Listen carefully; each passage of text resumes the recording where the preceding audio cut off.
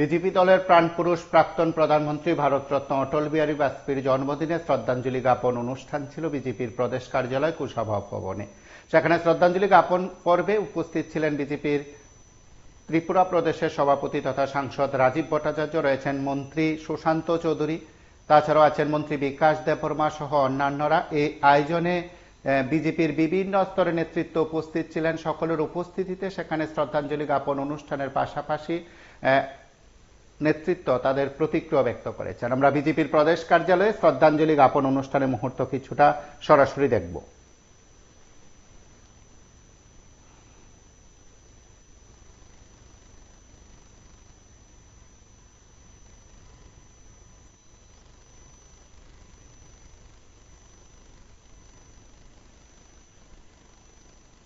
এবং এই জাতীয়তাবোধ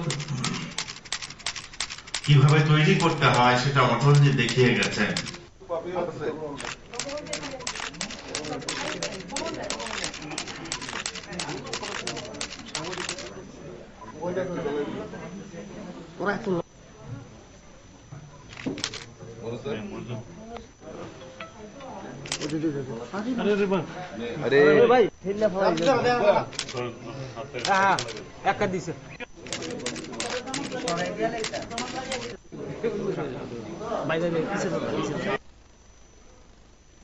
আপনারা দেখলেন সেখানে শ্রদ্ধাঞ্জলি জ্ঞাপন পর্বের কিছুটা মুহূর্ত, আমরা প্রতিক্রিয়া শুনি। সবাই জানি আমাদের ভারতীয় জনতা পার্টির রচয়িতা প্রাক্তন প্রধানমন্ত্রী প্রয়াত ভারতরত্ন অটল বিহারী বাজপেয়ীজির শুভ জন্মদিন আমরা উদযাপন করছি। আমাদের ভারতীয় জনতা পার্টির এই দিবসটিকে সুশাসন দিবস হিসাবে আমরা পালন করার নির্ণয় নিয়েছে আমাদের রাষ্ট্রীয় নেতৃত্ব, এবং আজকে থেকে প্রায় আগামী 1 বছরে আমরা ভারতীয় জনতা পার্টির বিভিন্ন কর্মসূচির মাধ্যমে এই সুশাসন দিবস, বাজপেয়ীজির এই কর্মময় জীবনগুলি আমরা মানুষের সামনে তুলে ধরার জন্য আমরা আমাদের রাষ্ট্রীয় নেতৃত্ব সিদ্ধান্ত নিয়েছে। তারই অঙ্গ হিসাবে আজকে সমস্ত বুথে বুথে আমাদের এই বাজপেয়ীজির স্মৃতিচারণ থেকে শুরু করে উনার প্রতিকৃতির প্রতি মাল্যদান, পুষ্পার্ঘ্য নিবেদন সেটা হচ্ছে, এবং বিভিন্ন জায়গায় অনেক জায়গায় রক্তদান শিবির, দুস্থদের মধ্যে বস্ত্র বিতরণ এবং ফল মিষ্টি বিতরণ, হসপিটালগুলিতে বিভিন্ন কর্মসূচির মাধ্যমে আমরা আগামী 1 বছরে বাজপেয়ীজির গৃহীত প্রকল্পগুলি এবং এই রাষ্ট্রের জন্য বাজপেয়ীজির যে কাজ সেই কাজগুলি আমরা জনসমক্ষে নিয়ে যাওয়ার জন্য আমরা অঙ্গীকারবদ্ধ হয়েছি। আমরা জানি যে বাজপেয়ীজি অজাত শত্রু ছিলেন। ওনার নেতৃত্বে ভারতবর্ষের যে বিকশিত প্রকল্প যেটা সেই সময় থেকেই যাত্রা শুরু হয়েছিল।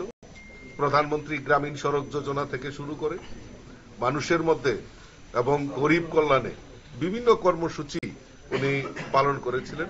এবং ভারতবর্ষের ইতিহাসে আমরা যদি দেখি, স্বাধীনতার পর যে টেলিকম রেগুলেশন আমরা যেটা দেখছি, আজকে আমরা সকলের হাতের মুঠোর মধ্যে ফোন আমরা দেখছি, এবং গ্যাস কানেকশন থেকে শুরু করে জাতীয় সড়ক থেকে ন্যাশনাল হাইওয়ে থেকে শুরু করে সমস্ত কিছু বাজপেয়ীজির সেই সুশাসনের ফসল আমরা পাচ্ছি। এবং কৃষকদের যে ডেভেলপমেন্ট করা, কৃষকদের উন্নত করা, বিভিন্ন প্রকল্পের মাধ্যমে কৃষকদেরকে উন্নত করা, তার প্রয়াস আমাদের বাজপেয়ীজি করেছেন।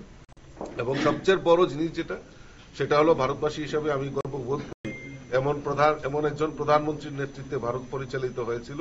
সেই সময় পোখরানে পারমাণবিক বোমা পরীক্ষণের মাধ্যমে প্রমাণ করেছিল যে ভারতবর্ষ বিশ্বের মধ্যে কম নয়, এবং সমস্ত প্রতিবন্ধকতা থাকা সত্ত্বেও সেদিন বাজপেয়ীজি দেখিয়ে দিয়েছিলেন।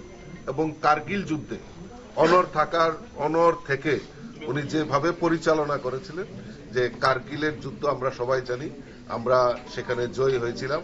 তো এই সমস্ত এই যে সুশাসন, এই সুশাসনগুলি মানুষের মধ্যে পৌঁছে দেওয়ার লক্ষ্যমাত্রা নিয়ে বাজপেয়ীজির এই জন্মদিনটাকে আমরা উদযাপন করছি।